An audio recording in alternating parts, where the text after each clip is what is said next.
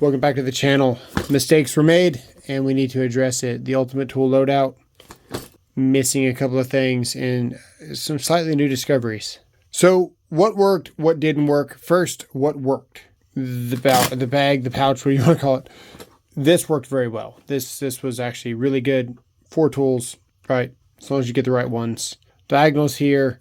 We also had our Racketeers loadout. I got to grab that. It's somewhere around here. And then the tool pouch worked well. Able to put that on my hip. Meter was great. Even had my level. I was literally driving to the job and I thought, I don't have a level. And then when I got there, I did have a level. But as you're going to see in the video coming out, I forgot I had the level. Eyeballed it and then later made sure it was level afterwards. Extra room for materials and stuff. And then the wrench, which we ended up not even using, even though we installed a mini for the strapping. What didn't work? This guy here. Now you'll notice we already ditched the 17-in-1 screwdriver and we just were rocking this. So you guys probably saw for the short, I wasn't too happy, right? This is a dedicated bit driver from Klein. It shows a bit on it. So it should be, you know, the ideal choice here. It's got a magnet down in there. So what's wrong with it? Well, let's compare. We'll take a non-magnetized bit because magnetizers don't work the best, right? This is definitely not. It's a little bit magnetic. You can see that. We're going to magnetize this like this. Magnetize. Okay.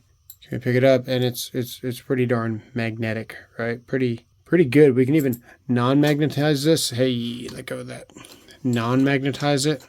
And now it's no longer magnetic. Really, really good design here from Klein.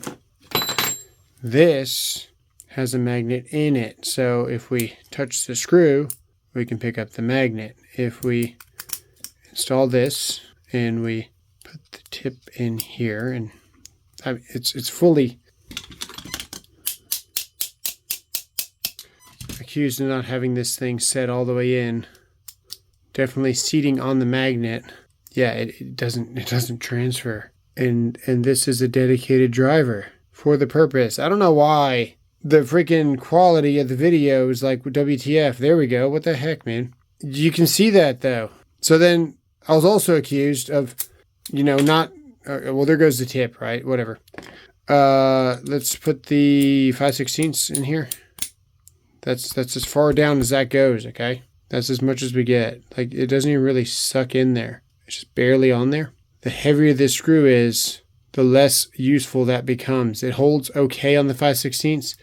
During the video, I wasn't using the 5/16. I was using the 3/8.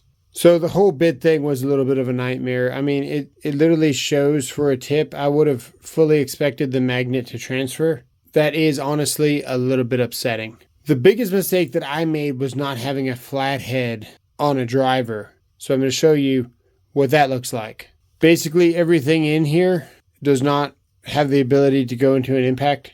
We ended up using this 6-in-1 quite a bit, and I was not gentle with it. So if you look here, I was actually using this somewhat as a lock ring tightener, just kind of beating on it. Tried not to pry on it or do anything too stupid with it, but the tool that you grab is the one that you're using. And you can see here where we marred up just a little bit, but it holds together really well and feels really good.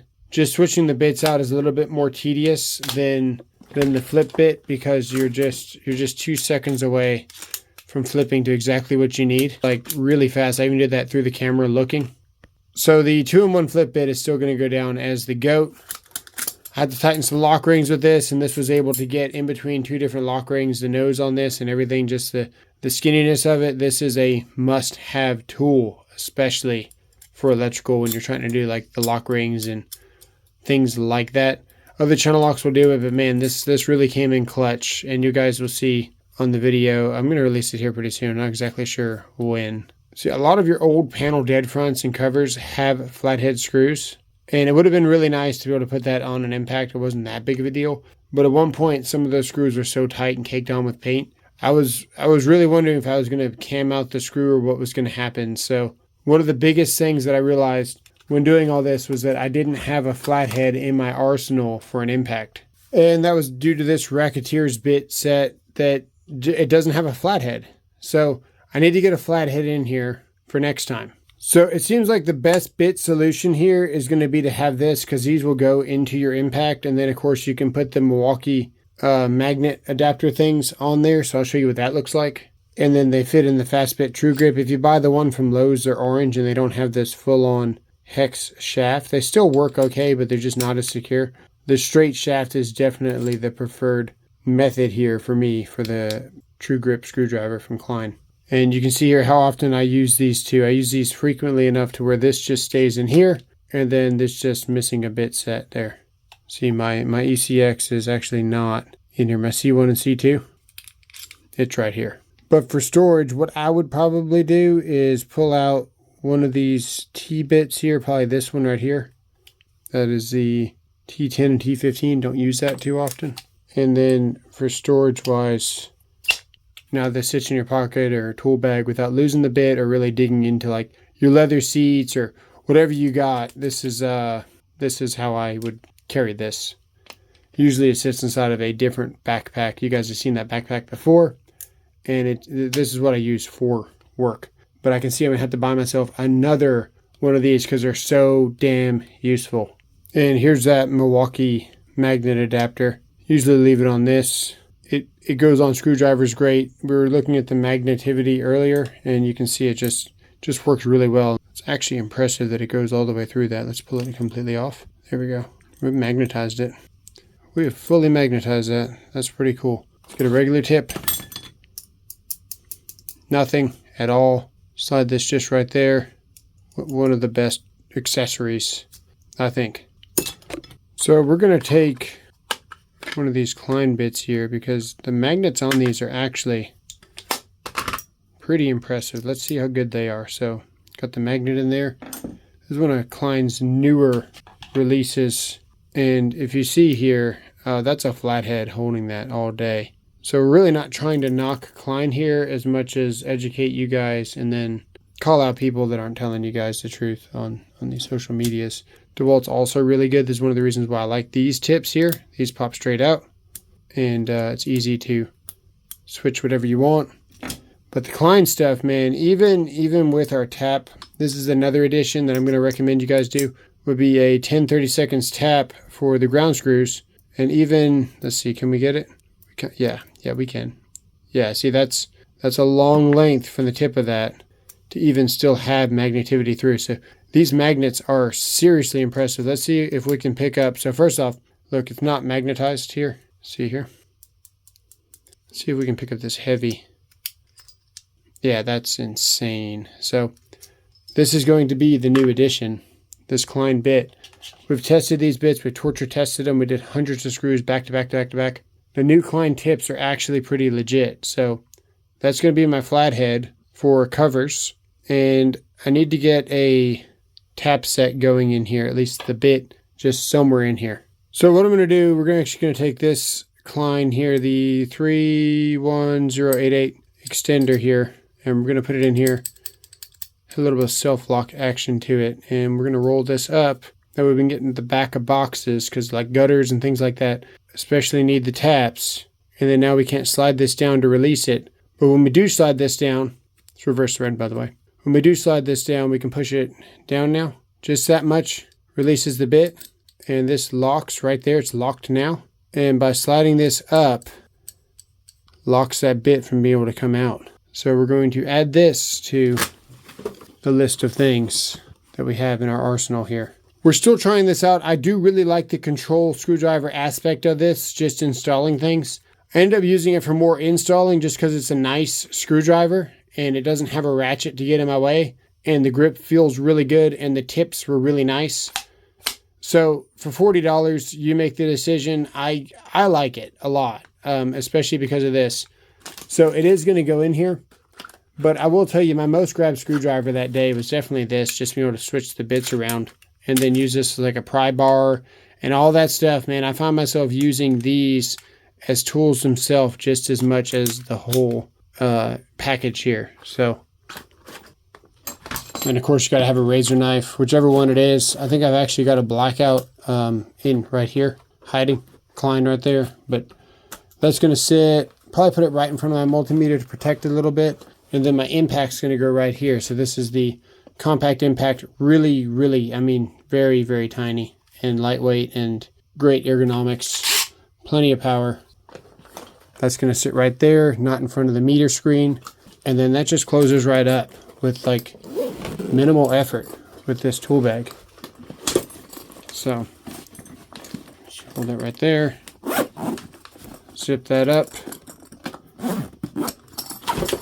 So in the front of this, we're going to switch some things out. I didn't even grab for this. A lot of people like this. I didn't even grab for it. So let's see here. Did I make a mistake? Is there a flathead in this?